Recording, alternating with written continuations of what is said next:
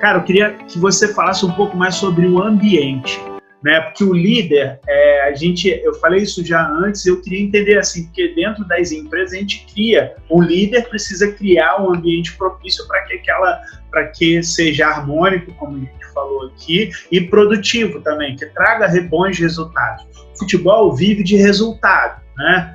As pessoas trabalham com resultados o tempo inteiro. Muitas vezes exige-se, né, um resultado imediato, e a gente compreende também, dentro do processo de coaching ou das pessoas que estão buscando autoconhecimento, que muitas vezes as coisas não vêm a curto prazo. O resultado ele é construído, né, com atividades diárias, e a longo prazo você tem um retorno daquilo que você está construindo no dia a dia. Como é que você visualiza essa questão do ambiente dentro do futebol, dentro da liderança, né? Como você vê no seu trabalho, né? A questão da criação do ambiente, da formação do ambiente, o quão importante isso é? Cara, Fábio, o ambiente é fundamental. Acho que em qualquer área da vida, né? Você tem que ter um bom ambiente na tua casa, você tem que ter um bom ambiente na região que você mora, você tem que ter um bom ambiente no teu trabalho.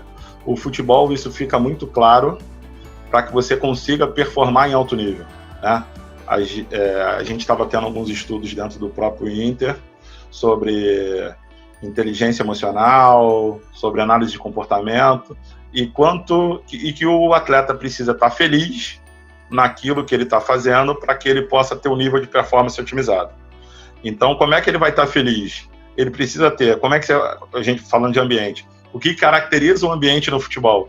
É o pagamento em dia, é uma boa condição de trabalho, é uma boa estrutura para treinamento, é uma comissão técnica que te entenda e que tenha conteúdo para te passar. Então, hoje, por exemplo, os treinos são muito diferentes do que aconteciam antigamente.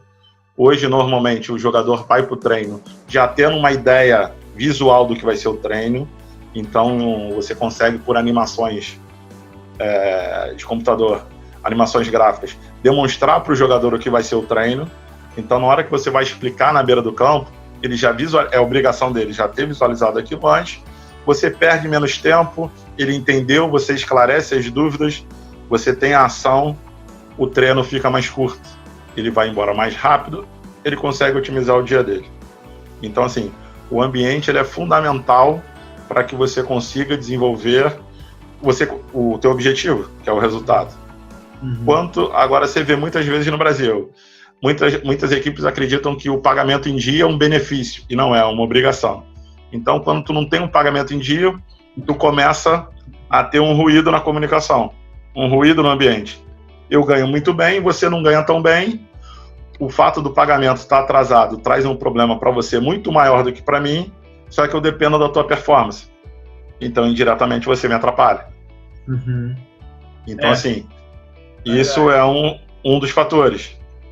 Você tem o fator, como eu te falei, da vaidade. Eu ganho mais do que você, nós jogamos na mesma posição e isso te incomoda. E aí você começa a criar um ruído no ambiente para tentar me derrubar ou com que você tenha um protagonismo maior. Então, assim, são muitos os fatores que, se o comandante do processo, o líder do processo, e aí o líder do clube não observar, ele não consegue ter êxito. Então, o cara tem que ter o pagamento em dia, o clube tem que ter uma estrutura para treinamento muito boa, o treinador tem que ter conteúdo e tem que obedecer a uma filosofia do clube, não uma filosofia só do treinador, porque daqui a pouco e aí você tem o exemplo do Barcelona, você troca o treinador, mas a filosofia do clube não muda. Se você a todo momento mudar a filosofia do clube, você tem problema de ambiente, você tem problema de comunicação, você vai ter problema com as suas lideranças, você vai ter dificuldade para governar, você não vai ter resultado. Então, assim, a fogueira das vaidades dentro do futebol é muito perigosa. Então, você tem que estar atento a todos os processos e a todos os níveis de comportamento para que você tenha o melhor ambiente, que você tem até o direito de querer o meu lugar, mas você tem que respeitar que eu estou no lugar que eu estou. Sim. E aquilo que é determinado para que você faça, você tem que fazer e não tentar me boicotar, como acontece em alguns muitos casos. Eu sou muito a favor de uma teoria que o meu sucesso não depende do seu fracasso. Concordo. E ainda tem uma outra teoria que se eu não puder te ajudar, se eu não te prejudicar, eu já estou te ajudando. Verdade. Então, assim, são meio que 2 mantras assim que eu tenho bem forte na minha cabeça e que me possibilitam, em todos os lugares, nesses 20 anos que eu trabalhei até agora, ter o melhor ambiente possível. Chega a ser engraçado que, assim, algumas pessoas com as quais eu trabalhei em toda a minha carreira, elas não viraram meus amigos. A nossa relação foi estritamente profissional, mas no nosso ambiente de trabalho, enquanto estivemos juntos, parecia que nós fomos criados juntos. Entendeu? A gente tinha quase que um ambiente familiar. E aí na família você tem carinho, você tem cobrança, você tem a hora do lazer, você tem a hora da realização profissional, assim, pô, o que você projetou deu certo, você foi campeão, o menino que você captou foi para a seleção brasileira, o menino que você captou foi negociado, e você tem todos esses momentos. Mas, para isso, o ambiente tem que ser o melhor. Show de bola.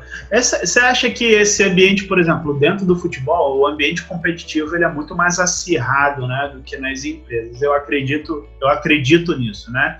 Nunca joguei futebol, não vivo o ambiente do futebol, mas a minha percepção é de que esse ambiente ele é mais competitivo e ele é mais acirrado do que o ambiente competitivo das empresas, né? Porque ali, é o que você falou, não... É cada um por si, né, teoricamente. É um jogo coletivo, mas que cada um está em busca do seu próprio interesse de avançar profissionalmente e talvez, o que você falou, essas questões de apagar um pouco a visão de um, né, para fazer a tua aparecer. Uma coisa que o Mário Sérgio Cortella fala é que eu acho muito interessante, você não precisa... O cara que, quando é grande, ele já é grande por natureza. E alguns que são pequenos, eles, para ser grandes, eles precisam apequenar as outras pessoas para parecer grande. Então, assim, não acho que apequenar pessoas para você parecer grande seja o melhor caminho. Até porque quem é grande sempre vai continuar aparecendo. Você pode fazer isso momentaneamente, mas vai ser um dado momento você não vai conseguir ofuscar o brilho de quem está aí para brilhar. Como é que você verifica isso aí dentro do teu ambiente, né? Essa questão do ambiente competitivo, o quanto ele atrapalha a desenvoltura e o desenvolvimento dos atletas e a própria formação como líder? Como é que você verifica um líder dentro de uma equipe, né? Um cara que é diferenciado?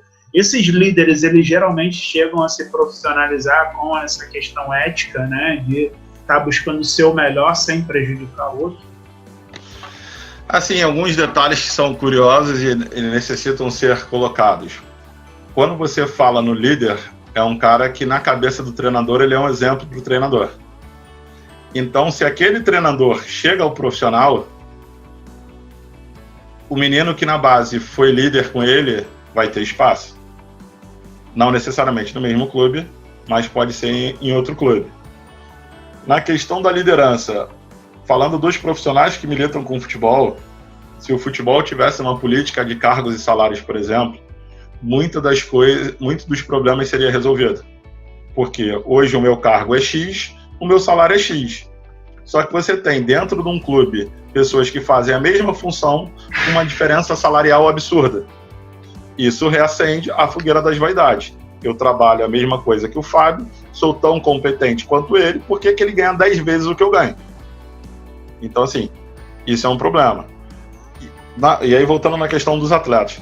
Quando você chega ao profissional e que você causou um impacto positivo com aquele treinador, você tem uma expansão de mercado interessante. Só que muitas das vezes você só enxerga isso quando você está lá na frente e não aqui atrás. O meu objetivo hoje tem que ser deixar com os gestores do Internacional a melhor impressão possível. Por quê? A partir do momento que eles saiam do clube e venham trabalhar em outro clube, eles têm uma impressão positiva do meu trabalho. Eles possam me abrir uma nova porta. A partir do momento que um outro clube busca um profissional na minha área e consulte o meu gestor, ele tem que ter uma impressão positiva minha para que ele possa me indicar.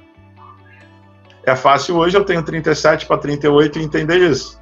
É difícil conscientizar os meninos lá com 11, 13, 15 anos de idade, que eles pensem dessa forma. Que até pode ser que eles não sejam o líder do grupo, mas que eles tenham um perfil de liderança, que eles tenham um perfil exemplar, para que, numa eventual possibilidade, eles possam ser indicados, possam ter uma expansão num plano de carreira que, em condições normais, eles não teriam. Por quê? Porque eles têm uma conduta que ela é muito individual, ela é muito egoísta, né? O futebol tem um egocentrismo muito alto. Eu que resolvo, eu que faço. É aquela velha história, né? O time perde, aliás, você perde, o time empata e eu ganho. Você perde, o treinador perde, o grupo empata e eu ganho. E não é assim, né? Não é assim que funciona.